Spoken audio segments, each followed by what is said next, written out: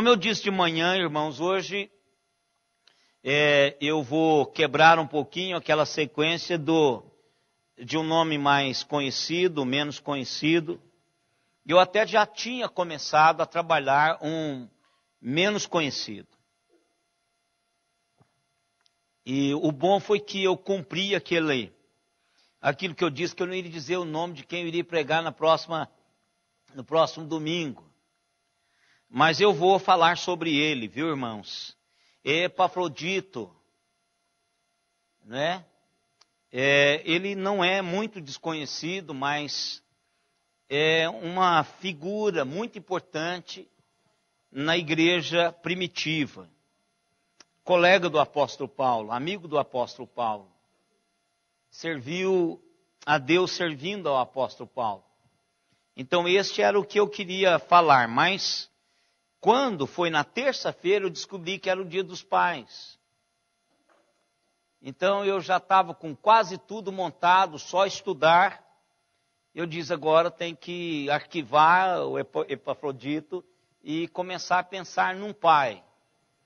E eu já havia pregado sobre esse sermão, um sermão biográfico, mas nunca dado essa ênfase de pai. E eu queria fazer isso hoje. E esse é bem conhecido, irmãos. Encontra-se a história dele no capítulo 8 de Lucas, verso 40, 41 e 42. Depois do 49 ao 56.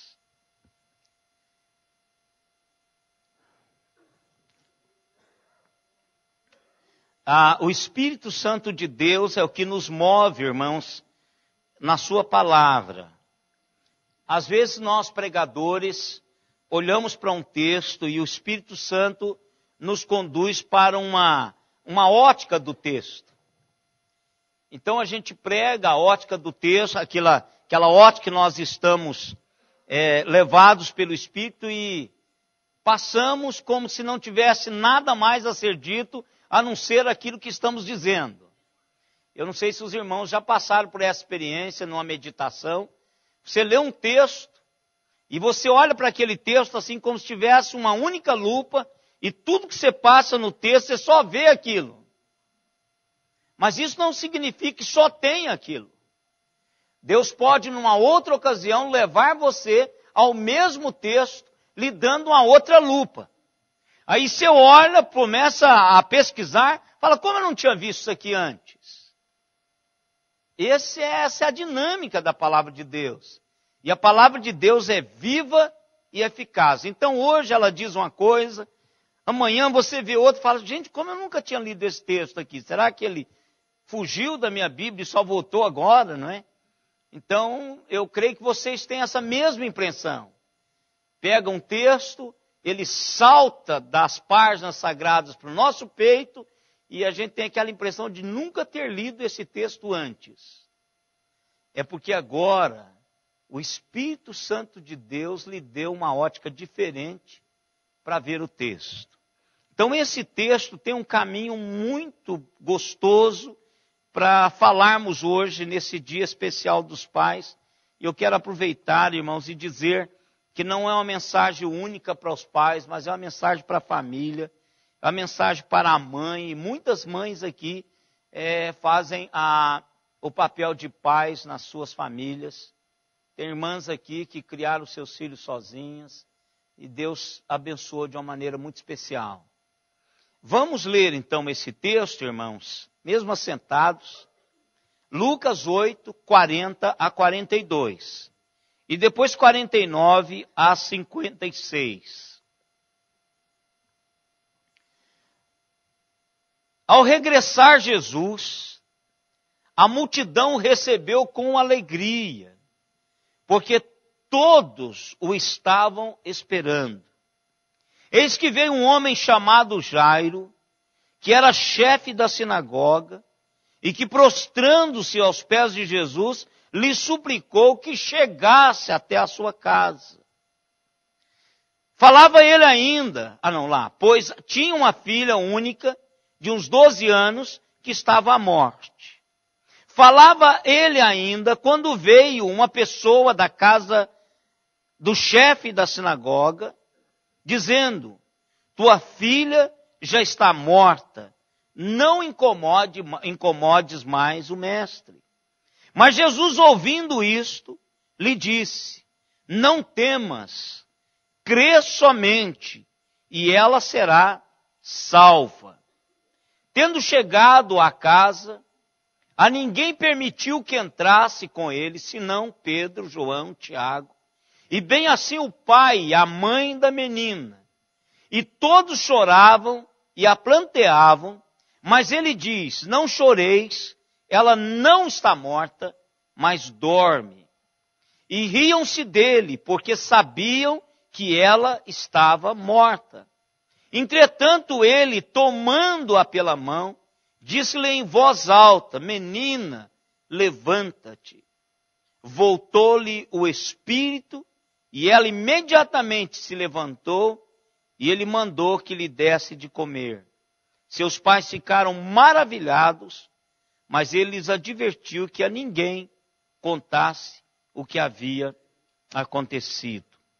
Que Deus nos abençoe através da sua palavra já abençoada.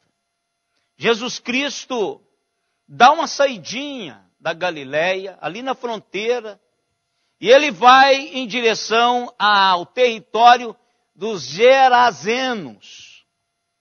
E Jesus vai lá com uma finalidade: trazer uma realidade de Deus para uma única pessoa que estava aprisionada pelo inferno. E ao voltar, ali à beira-mar, Jesus encontra uma multidão que já o estava aguardando. Ou seja, dizendo, ele foi lá, mas lá não é a terra dele, ele foi lá fazer alguma coisa, mas ele volta. E é onde exatamente Lucas pega o texto. Jesus regressa para a Galileia, está à margem, ali volta, vem de barco, está à margem, e a multidão está lá, e o recebe com alegria, porque todos estavam plantados ali, o tempo todo, esperando Jesus voltar.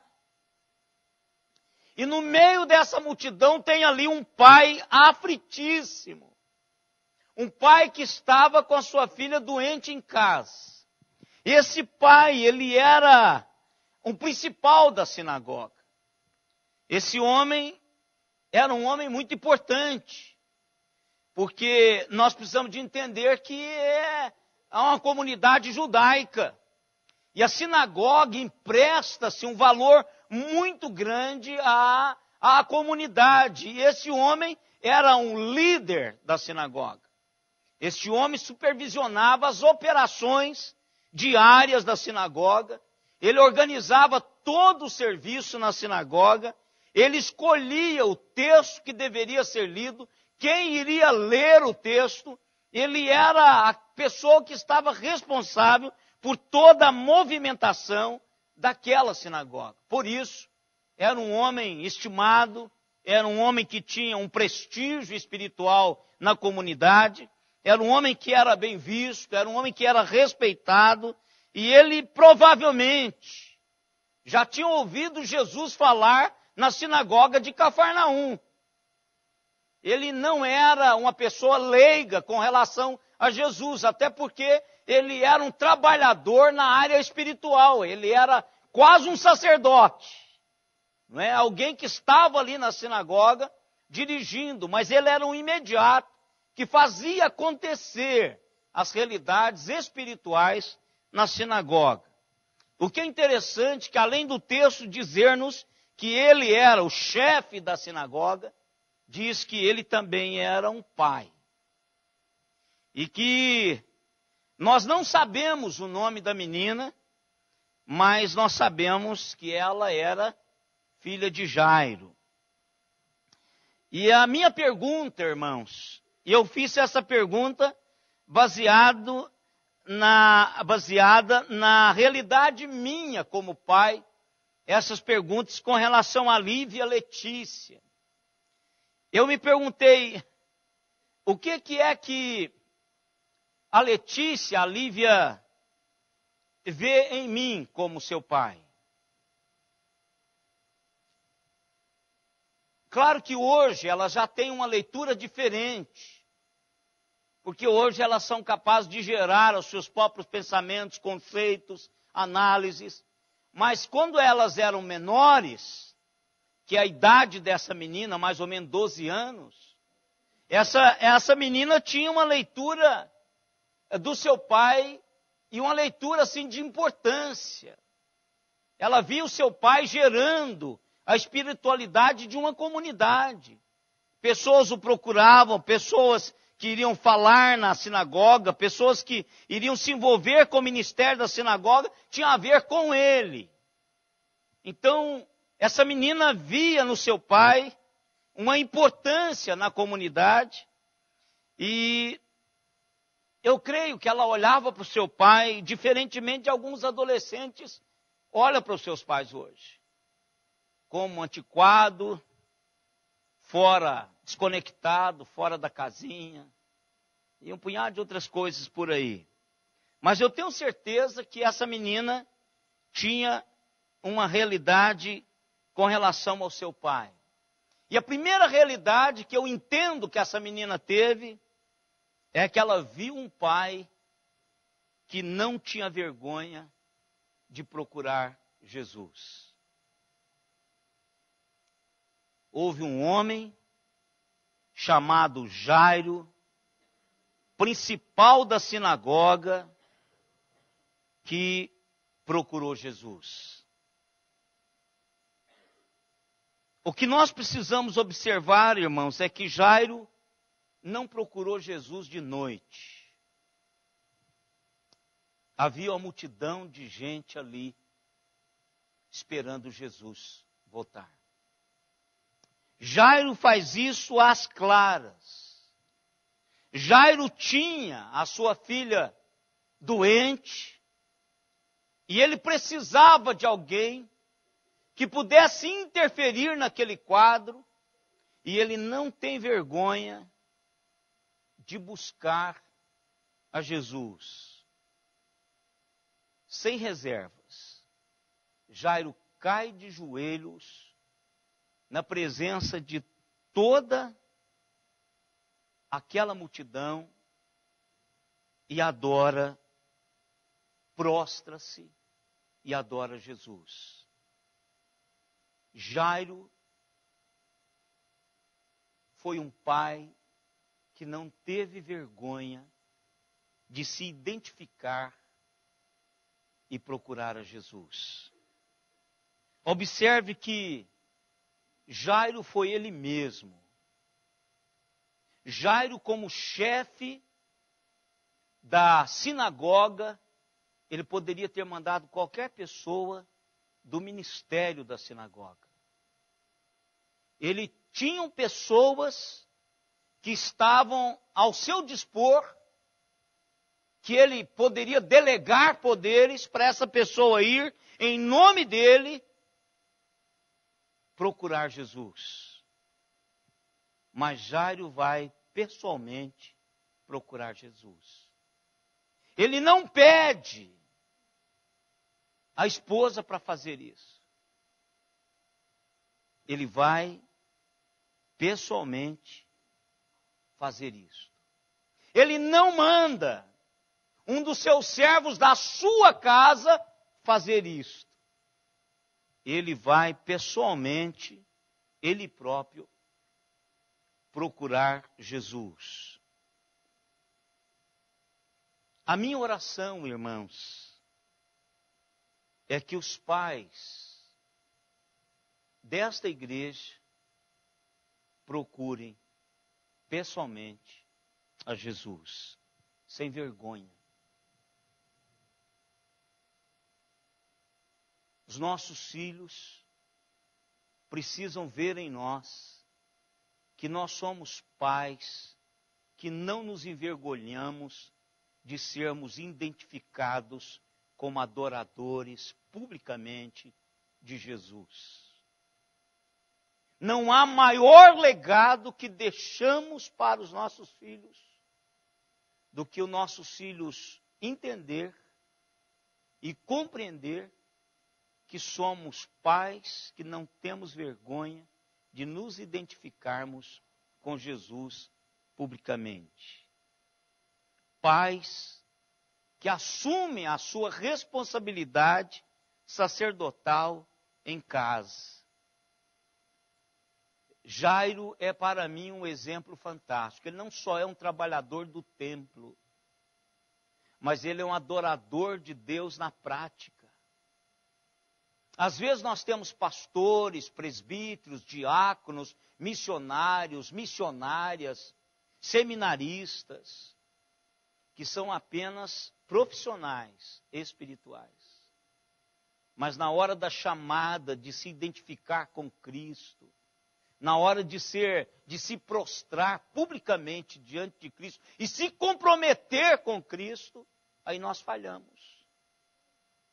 Jairo é para mim um exemplo de quem não se importa com isso. E Jairo deixou essa leitura para a sua filha. Jairo assumiu a responsabilidade de ser um sacerdote na sua própria casa.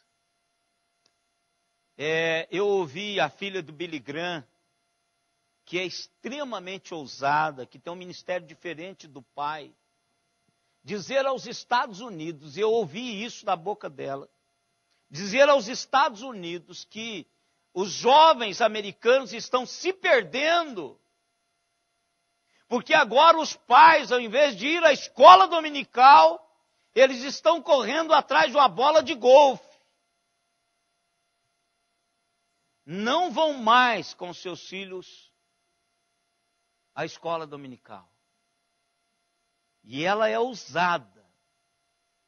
Ela não tem tapa na língua. Ela fala com autoridade aos americanos e tem know-how para isso.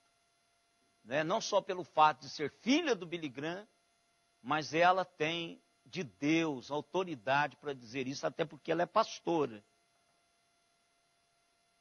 Pessoas que enviam os seus filhos, pais que enviam os seus filhos à igreja, mas não vão. Então esse pai não está deixando a leitura para o filho de que ele é um pai que não se vergonha de buscar a Jesus publicamente e se identificar com Jesus em suas necessidades. Que diferença, irmãos, faria se nós pais procurássemos a Jesus e publicamente nos identificássemos com Ele em uma adoração pública, para que todo mundo pudesse ver e identificar-nos com Jesus. Em segundo lugar, eu vejo também em Jairo que ele não teve vergonha de levar Jesus para casa. Ele pediu para Jesus vir à sua casa, ir até a sua casa. E tudo que acontece com a mulher enferma do fluxo sanguíneo, acontece enquanto Jesus está indo para a casa de Jairo. Então a lição que nós aprendemos aqui é que quando nós levamos Jesus para casa, quando nós o convidamos para fazer parte das nossas realidades domésticas, enquanto isso está acontecendo, outras coisas vão acontecer na vida de outras pessoas. Essa mulher enferma, ela foi impactada por um toque em Jesus, porque Jesus estava indo para a casa de Jairo. E não foi um impedimento, foi algo que aconteceu enquanto Jesus estava indo para a casa de Jairo. A galera toda foi para a casa de Jairo. Imagine vocês, eu ligando para Simone, dizendo, querida, todo mundo está indo para casa com Jesus. Qualquer mulher, irmãos, qualquer mulher não iria ficar no normal. Porque uma multidão indo com Jesus para casa. Irmãos, quão seria maravilhoso se nós tivéssemos mais pais que estivessem dispostos a levarem Jesus para casa para interferir na vida doméstica da sua família. Foi isso que Jairo fez. Jairo convidou Jesus para interferir na sua casa, num problema que ele estava enfrentando com a sua esposa. Josué, irmãos, é um exemplo disto. Josué disse para todo mundo: olha, vocês, eu não tenho nenhuma responsabilidade com vocês, a escolha é de vocês, mas lá em casa, quanto a mim e a minha casa, vamos servir ao Senhor. Pai, você quer abençoar a sua família? Leve essa família em oração, na próxima refeição. Faça isto. Isso é pedir a Deus que interfira na sua casa. Isso é pedir a Deus que interfira na sua família, no dia a dia doméstico. Senhor, venha para a minha casa. Como pai, faça essa oração. Senhor, interfira no namoro. Senhor, interfira no projeto de vida. Senhor, interfira no temperamento. Senhor, interfira nisso. Senhor, interfira naquilo. Ensina as suas crianças de que você levou Jesus para casa, para ele interferir. Não foi apenas para ser um amuleto encostado no canto, mas um Cristo que viria para mudar uma situação estabelecida. E às vezes Deus não deixa estabelecer situações, porque Ele está presente interferindo. Leve Jesus para casa na oração, na próxima refeição, faça isso. Como pai. Se o menino vai para algum lugar, você sente no coração que precisa de orar, puxa esse menino num canto e diz, vamos orar. Vamos pedir a Deus que Ele interfira. Pai que quer convidar Jesus para a sua casa, para ouvir de Jesus, abra a palavra e leia na sua casa com seus familiares. Pega a palavra de Deus e diga, Senhor, fale conosco. Senhor, ministra o meu coração, diga o que o Senhor quer dizer para nós. Também, irmãos, pai que convida Jesus para as suas casas, pega os seus filhos e vai para o culto com eles. Para que o filho entenda que você é um adorador. Filho, entenda que você tem compromisso com Deus de cultuá-lo publicamente. Não só para crescimento espiritual, mas para um ato de culto. Que é no domingo apenas, ou numa quarta-feira. Mas que o filho entenda que você vai levar Jesus para casa e vai se comprometer com ele. Num culto existencial, no dia a dia. Não apenas enviá-los para adorar. Pai, deixe os seus filhos vê-lo ou vê-los adorar a Deus. Deixe os seus filhos presenciar a sua oração. Eu tenho certeza, irmãos, que eu já disse isso para os irmãos aqui, que o Bet Shalom Mineiro construiu muitas realidades no meu coração. E foi um aprendizado o Bet Shalom Mineiro. E uma das grandes bênçãos do Bet Shalom Mineiro foi que eu passei mais tempo com meu pai durante esses 10 anos com o Bet Shalom Mineiro do que eu passei durante os outros 45 anos. E uma coisa que eu aprendi, e já de ouvir meu pai, o meu pai é um homem de oração. Meu pai é um homem de oração. E naquele frio do Bet Shalom, meu pai estava de joelhos, orando o Senhor. Em voz alta, ele não ora em voz baixa. E eu vi ele colocar pessoas, colocar situações. E eu acompanhava, não tinha nem como orar.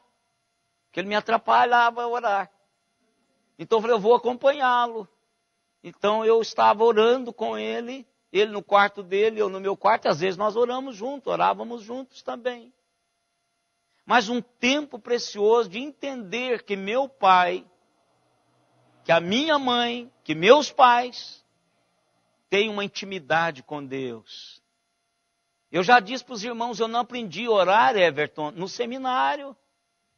Eu aprendi a orar com a minha mãe. Eu aprendi a orar com a minha mãe. A minha mãe buscava o Senhor em qualquer situação, de joelhos diante do Senhor. Quantas vezes eu vi minha mãe de joelhos?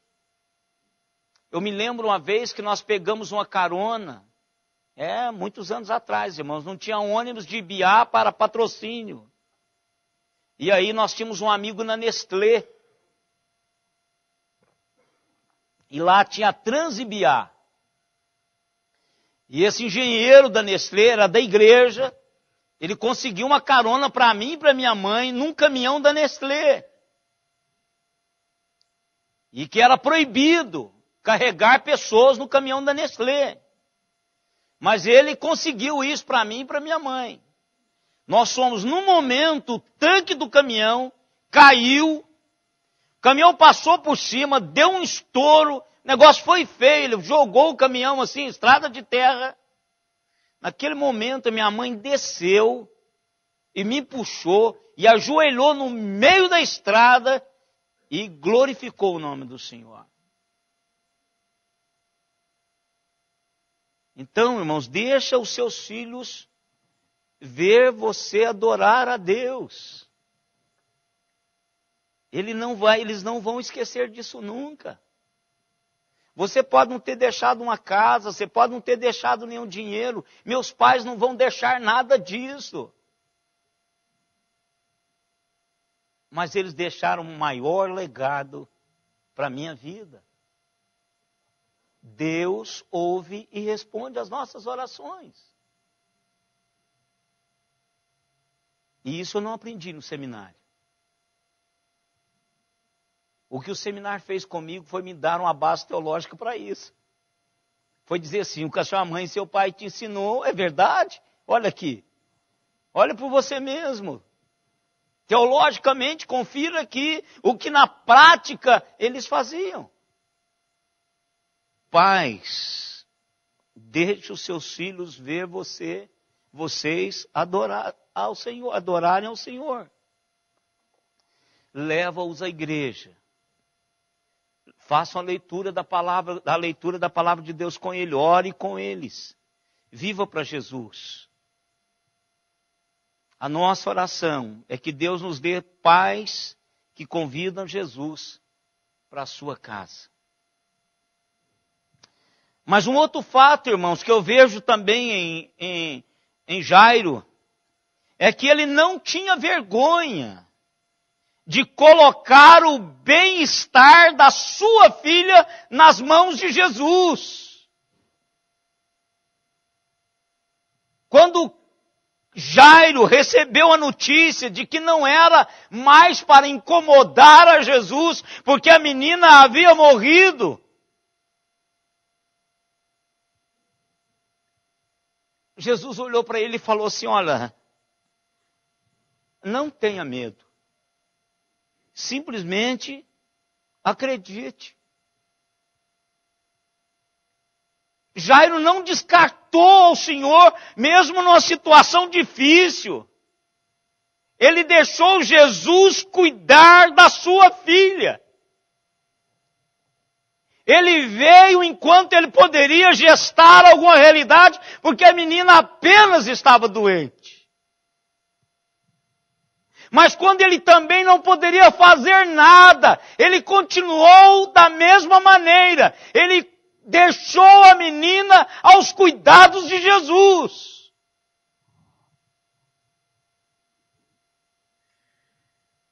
Precisamos de pais, irmãos, que dediquem os seus filhos ao Senhor. Pais que confiam o casamento, a profissão, o caminhar do dia a dia ao Senhor. Mesmo quando você não pode, chega uma determinada idade que você não pode mesmo. Até certa idade você fala, para a igreja, vai tomar banho, trocar de roupa, nós vamos para a igreja, mas não, agora. Ele te obedece. Mas vai chegar um tempo que ele vai vir se ele quiser. Porque ele tem o próprio carro dele. Ele tem o próprio dinheiro para pôr combustível. E às vezes ele até mora fora. Então as duas situações Jairo representa. Um tempo em que eu poderia fazer alguma coisa, porque ela está viva, mas está doente, eu vou buscar recurso no Senhor. Mas num outro tempo ele já não poderia fazer nada, ela está morta. Mas ele não descarta o Senhor, ele continua deixando a sua filhinha aos cuidados do Senhor. Nós precisamos, irmãos, de levar os nossos filhos a buscar a vontade de Deus para as suas vidas. Precisamos ajudá-los a caminhar nessa direção. Pai, cuida da Letícia e da Lívia como o Senhor cuidou de mim. Essa é minha oração, para elas duas. Eu sei o que eu enfrentei. Eu sei das ambiguidades minhas, elas têm as delas. Mas Deus, eu continuo crendo que o Senhor vai continuar trabalhando na vida delas duas. Dos seus companheiros. Precisamos deixar os nossos filhos aos cuidados do Senhor. Assim como Abraão, irmãos. Nós devemos estar dispostos a sacrificar os nossos filhos no altar do plano de Deus e não do nosso plano. Temos que aprender com Abraão. O Senhor quer, Senhor, então será feito assim. Sacrificar os nossos filhos no altar dos planos de Deus e não dos nossos. Deixa Deus cuidar do seu filho. Deixa Deus cuidar da sua casa. Deus tem um plano, irmãos. Deus tinha um plano para essa menina durante esses 12 anos. Na doença, Deus tinha um plano. Na morte, Deus tinha um plano. Deus sempre tem um plano. Veja o que Jesus disse no verso 50, irmãos. Não temas, crê somente e ela será salva. Confie. Ela vai estar bem. E aí Jairo coloca completamente a sua filha, única filha, nas mãos do Senhor. E a oração é: Deus, dê-nos pais que entregue os seus filhos nas mãos do Senhor. Se nós nos preocuparmos, irmãos, nós não vamos fazer nada. O que nós precisamos é colocá-los, ensiná-los, enquanto podemos ensiná-los a servir o Senhor, vir com eles para adorar, ler a Bíblia com eles, andar com eles em todos os lugares para servir o Senhor.